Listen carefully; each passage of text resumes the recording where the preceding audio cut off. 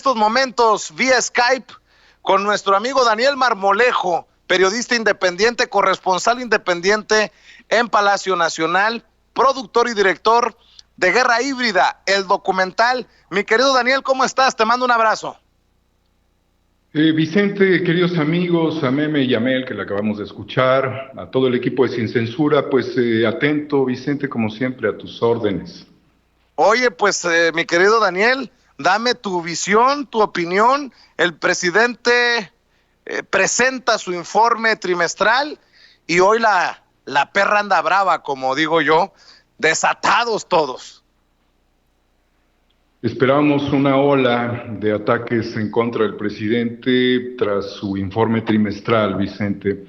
No sería nada nuevo que personajes como Cuadri, a quien he etiquetado como cuadricatura, y otros personajes de esta ola de sopilotes, dentro de los cuales está comandando la estrategia de sopilotes al frente Felipe Calderón, junto con todo un séquito de periodistas de tendencia global, todos pro Fondo Monetario Internacional en este momento, pues han salido literalmente a ocupar los espacios de Twitter, desde luego con una retaguardia de robots para tratar de atacar, de menguar el ánimo de las personas.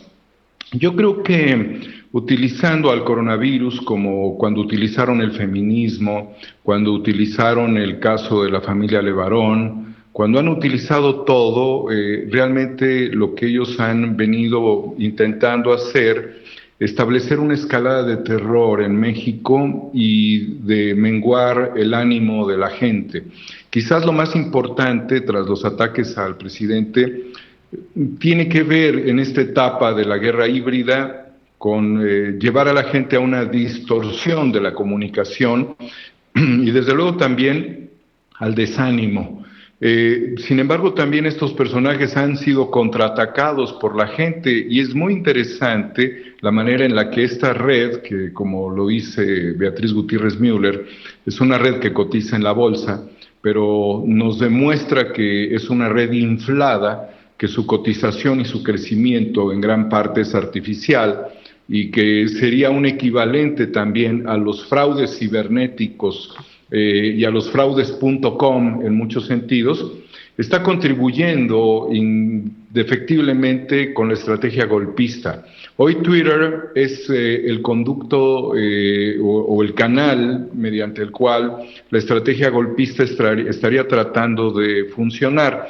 Y es una estrategia que pues rápidamente se puede desmontar, Vicente. Y de acuerdo con tu pregunta, el presidente ayer los desmontó, porque está tratando de establecer una primera etapa de atención a la base social, que es la más vulnerable en este momento, sin llegar todavía al nivel quizás de un New Deal, como el que se dio con Roosevelt, pero ahorita por lo pronto, si México fuese una embarcación que se encontrara en el Atlántico, pues tendríamos muchos icebergs enfrente, ¿no? Y el error del Titanic fue que llevaban muy pocos botes salvavidas. Y el presidente lo que está haciendo es primero intentar establecer una base de salvamento para la mayoría de las personas que en este momento se encuentran afectadas por la parálisis económica. Esta lógica, Vicente, es la que muchos quieren menguar y atacar, utilizando también dentro de la estrategia de ataque la posición de los empresarios, de la pequeña y mediana empresa, quienes estaríamos enfrentando ahorita pues el tema de nuestras declaraciones, que no tienen que ver con las de este año, sino que tienen que ver con la del año anterior. Y junto con ello, la intención muy clara de que México se entregue a los brazos del Fondo Monetario Internacional, el cual con Christine Lagarde, su exdirectora, estableció un concepto verdaderamente angustiante, crítico, que tiene que ver con el aumento en la mayoría de edad. Yo no quisiera fallar específicamente respecto al concepto que utilizó Lagarde para señalar esto que te comento, Vicente, pero es algo abominable, porque pone en evidencia que para el Fondo Monetario Internacional los viejos son un problema y ellos utilizan la palabra riesgo de longevidad.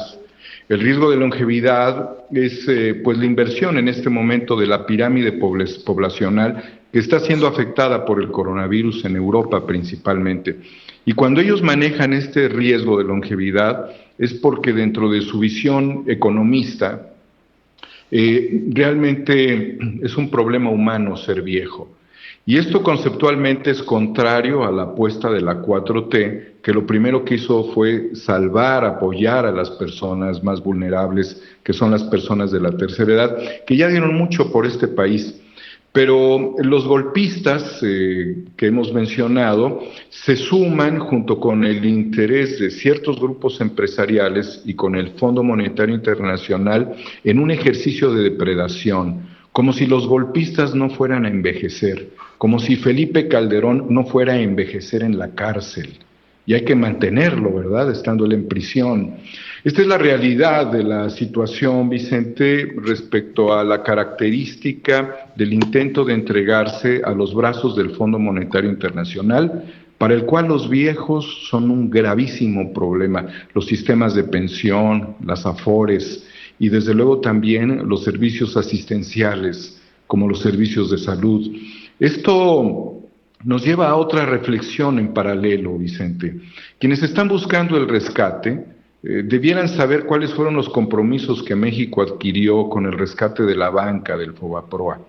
Debieran también ponerse en la lógica de que muchos son contribuyentes de este tamaño y que esperan rescates de este tamaño, lo cual los hace también golpistas conceptuales, voraces, interesados en capital y capital y capital, para sostener proyectos empresariales, querido Vicente y amigos, que muchos ya son proyectos que no tienen futuro, porque lo que nos va a enseñar la salida del coronavirus, cuando veamos la luz al final del túnel, es que muchos de los conceptos productivos, funcionales para la economía, no lo son ni para la naturaleza, ni para la economía, ni para los gobiernos.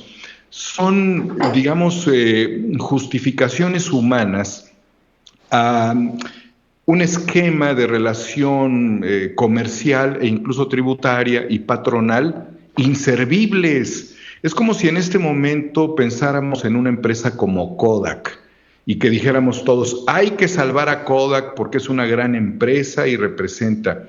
Pues eso suena muy bonito, pero ¿qué pasaría si en este momento Kodak siguiera produciendo película fotográfica, cuando estamos hablando de que hubo un cambio de paradigma?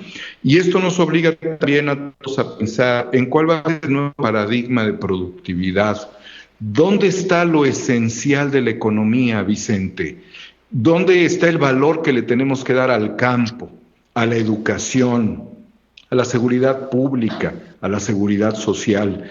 Y esto tiene que ir en función de toda una dinámica económica, pero tenemos una estructura de negocios de fantasía que en este momento estarían clamando urgentemente por ser rescatados, pero en realidad son unos sinvergüenzas que han venido depredando dentro de este sistema mundo decadente, que también nos deja muy claro algo: la naturaleza está muy contenta ocupando los espacios públicos mientras nosotros estamos en jaulas confinados.